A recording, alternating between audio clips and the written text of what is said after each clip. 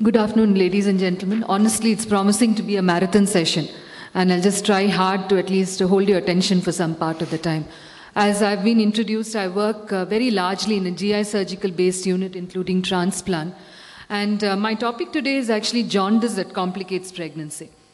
Now, when we talk about jaundice in pregnancy, I'll put it across in three groups: pregnancy-associated liver diseases, newly acquired liver disease, which just happens to occur during pregnancy, and a pre-existing chronic liver dysfunction. This is a group of cirrhotics, portal hypertension, etc. Now, when we talk about pregnancy-associated, we are all familiar with the hyperemesis gravidarum. I'm not going to talk about that. Intrahepatic cholestasis, the pre-eclampsia syndrome, the HELP syndrome, and acute fatty liver of pregnancy. Coexisting jaundice, would be the viral hepatitis, biliary disease, drug-induced hepatitis, and the Budd-Chiari syndrome.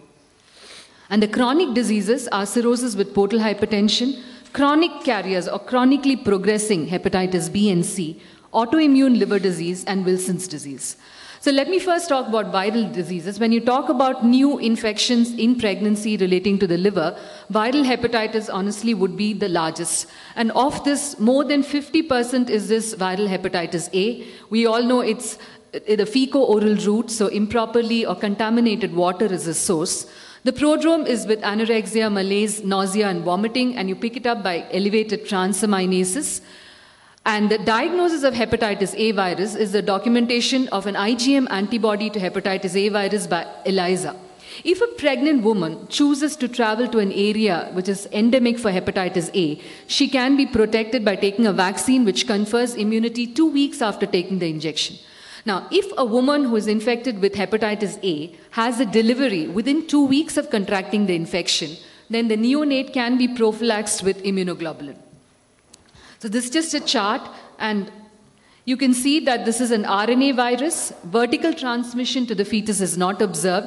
Carrier states are not there. A small percentage of hepatitis A does go on to the acute fulminant stage. And in the non-pregnant, you have groups of patients who would come for transplant because of fulminant hepatitis A, or a superadded fulminant A on a chronic cirrhotic. Chronic clinical forms, as I told you, don't exist. Hepatitis B, I think this is something we went through 15 years ago when we saw anesthetists particularly who tested positive for hepatitis B. Thankfully, the incidence of hepatitis B has come down in the last decade with the advent of vaccination.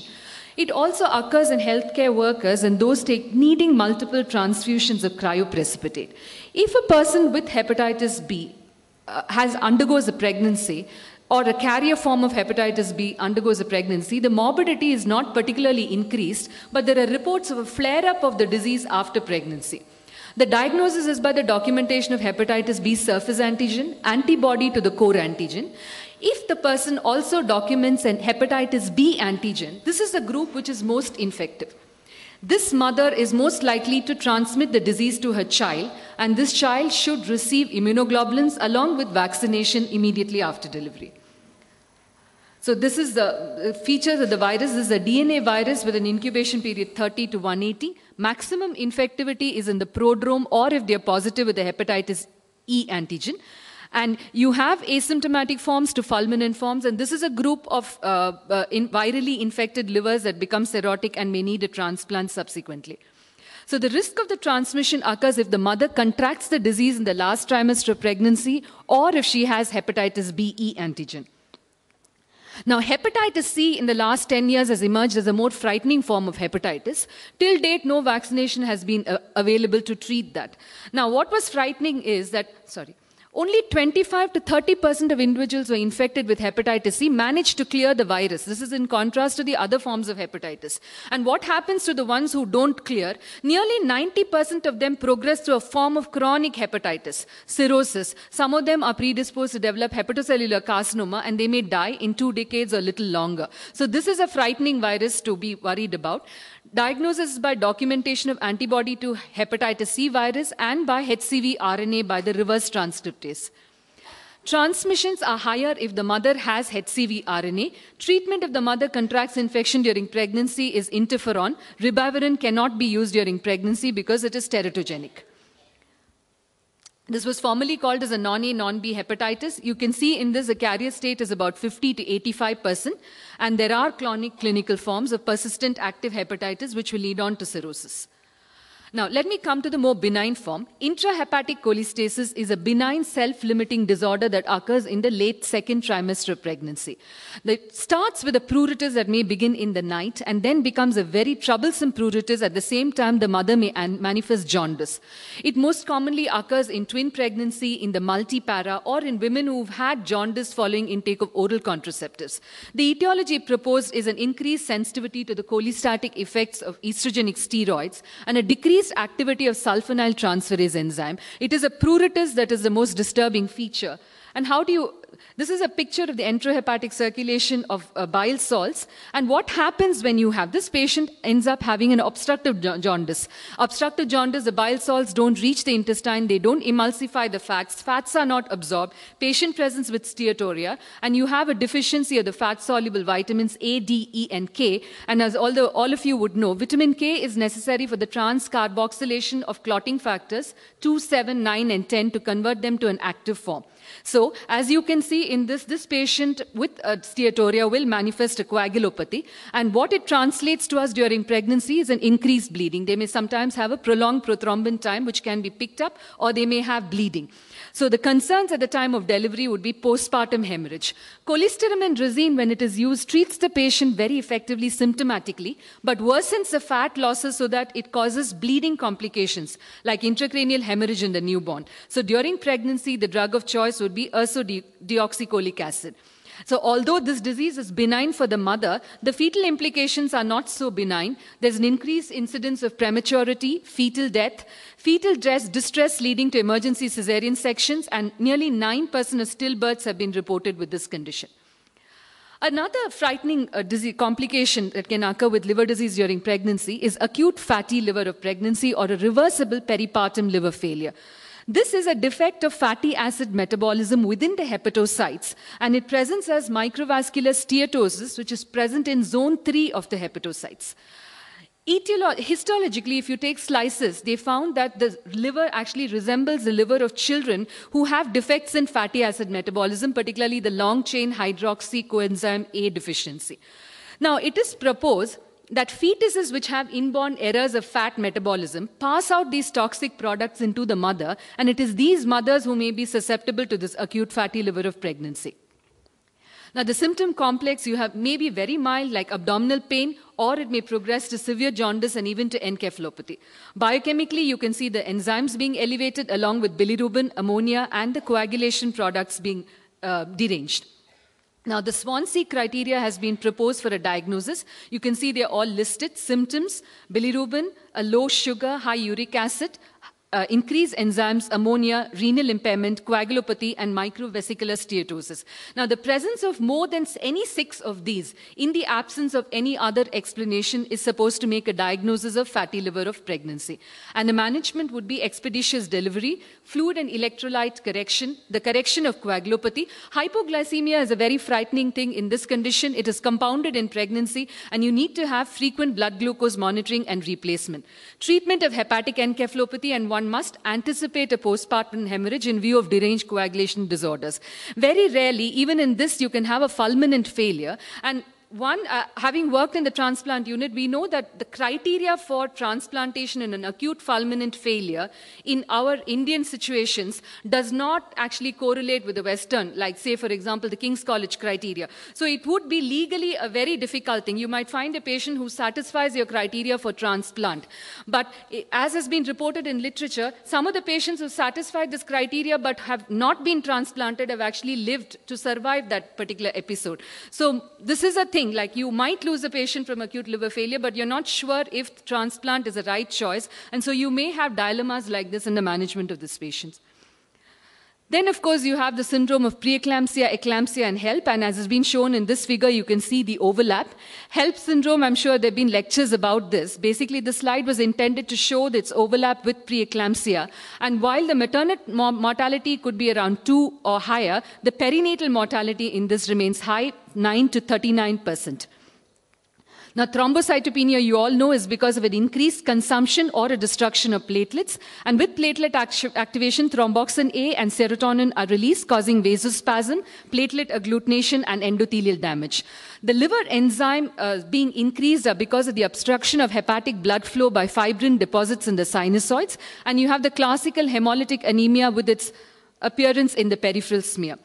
There are two classifications used for HELP syndrome. You have the Tennessee system, which only takes one standard value of platelets, while the Mississippi system, besides the enzymes and LDH, classifies them into 3 groups depending upon the intensity of thrombocytopenia.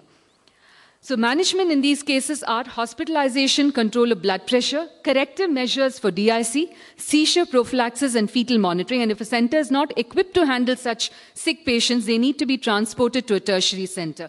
If there is a pregnancy has crossed 34 weeks and there's evidence of multiple organ dysfunction, you need to expedite delivery. Lesser than that, you give a trial of steroids and possibly a vaginal delivery 48 hours later. The maternal complications are disseminated intravascular coagulation, acute kidney injury, abruption, and pulmonary edema. And while the maternal mortality is low, perinatal mortality is very high, from 7 to 22%. Now you move on to the more chronic disorders. Although patients with a classical cirrhosis usually have fertility levels that are impaired, so you may not see a pregnant patient with cirrhosis, but you may have a non-cirrhotic portal fibrosis, which may still present like portal hypertension. So this is a pregnant patient who would have huge spleen, portosystemic channels being dilated, and may actually present at some time during pregnancy with a GI bleed. Okay, and variceal bleed that occurs during pregnancy is associated with a 30 to 60% mortality for every bleeding episode. And they found that patients who had undergone a portosystemic shunt earlier with a diagnosed portosystemic hypertension have a reduced mortality. So this is a picture of the esophageal varices and then varices in the gastric fundus. Now, textbook-wise, the recommendation says sclerotherapy or banding, and the alternative they have mentioned is resistant cases are shunting. TIPS, as a rule, is not, which is a transjugular intrahepatic portosystemic shunting, is not recommended during pregnancy, probably because of the risks associated with radiation. But again, there are some studies where they have used TIPS during pregnancy and found that the risks to the fetus are not as intense as has been described. Now, what about pregnant women who have undergone a liver transplantation? I think today in our country, we are going to see pregnancy that occurs in liver transplantation in a group of our people. The international registry says that there are more than 100 pregnancies following liver transplant. If the graft function has been stable at the time of conception, then they do not think that there is major damage to the stability of the graft during pregnancy. However, transplant patients are asked to wait for a period of 2 years before they plan an elective pregnancy. Now, what is the maternal morbidity associated in an individual who's had a transplant? It's renal insufficiency, hypertension, eclampsia, and anemia. Now, in the study of the same registry, more than 90% of the pregnancy reached a live birth, although a small 9% of them were preterm. The major perinatal morbidity associated with this was renal dysfunction. Now, another group of chronic hepatitis is autoimmune hepatitis. Autoimmune hepatitis is a group of patients who particularly do badly even when they come for transplant in a non-pregnancy situation. So when these individuals choose to get pregnant, it's difficult to predict what course they might go through. Some of them have a fairly normal pregnancy. In fact, some of them may even undergo a remission of their disease during pregnancy. But a small proportion may have exacerbations and major hepatic complications. Treatment is corticosteroids for autoimmune hepatitis. Azathioprine, which is actually an FDA category D drug, is actually toxic in pregnancy, but data of use of azathioprine in inflammatory bowel disease has suggested it is safe in pregnancy at doses which is less than 100 milligrams per day. Wilson's disease is another disease of chronic liver disease, and the drug of choice, of course, is D-penicillamine in non-pregnant states. And when you choose to use it during pregnancy, you need to reduce the dose by about 25 to 50%. And during pregnancy, it's zinc in doses of 50 milligrams 3 times a day, which is the drug of choice. Now, how do you manage an anesthetic management of a chronic liver disease coming for some form of surgery? You need to basically, these are the guidelines. Each case would be different depending upon their background condition and the state at which they're present. The guidelines say you evaluate the extent of hepatic disease, look at the systemic abnormalities. You know, in chronic liver disease, you could have lung, you could have heart, you could have kidney, every involvement. So you need to know which all systems and how much they are involved. Stabilize underlying obstetric condition if at all possible. Prevent the progression of hepatic disease. Recognize that there are altered hemodynamics and pharmacodynamics in this patient, and it's very vital to remember to protect your team against a viral hepatitis transmission. And then, once you're through with the major surgery, you need to prevent post-operative hepatic dysfunction after surgery, and this requires intensive care and monitoring. If a patient with liver disease were to come for a cesarean section, there is no contraindication for regional anesthesia, provided there is no coagulopathy, let's say an INR which is less than 1.5. Now, can you give, like as was discussed in the morning, would you be able to give a spinal to a patient with low platelets? Just remember that the low platelets means that this patient has portal hypertension. She would have fibrosis of the portal tracts, and there will be associated hepatic dysfunction. So the choice of that regional anesthesia would be completely at the discretion of the anesthetist and the background coagulopathy and the hepatic status of that patient. Would you choose a spinal or would you choose an epidural, provided the platelets were, say, above 50 and the INR was less than 1.5? Spinal is very easy. It's a smaller puncture mark that you make, so lesser bleeding complications. But remember, it's an uncontrolled sympathetic blockade in an already vasodilated patient. Epidural anesthesia can be given graded, but then you must remember that there is a larger volume of distribution. You're using a larger bore puncture. So these two need to be balanced before the anesthetist makes his or her choice. If the patient is in severe coagulopathy and actually comes with bleeding varices, then it is recommended you give a general anesthesia with an awake fiber optic intubation. You need to be concerned about the prospects of renal dysfunction postoperatively. There is a need to replace clotting factors during the surgery. Remember, in chronic liver disease, you have a balance of both the procoagulant and the anticoagulant, which is why you have cirrhotics with an INR of 2, and you will have a portal vein thrombus. So it is probably ideal to replace clotting factors, if possible, guided by thromboelastogram. And the sick patients would need invasive monitoring, arterial, central venous, probably dynamic monitoring of cardiac output, which will tell you how bad the systemic vascular resistance is and what inotropes you need to use should the situation arise. So just to sum up my talk today, jaundice in pregnancy encompasses a wide spectrum, from an absolutely benign condition to a major spectrum where you have life-threatening complications on your hand. Now, the quality of improved critical care has improved outcomes and has reduced mortality, and pregnancy following liver transplants is likely to increase in the following decade. Thank you very much.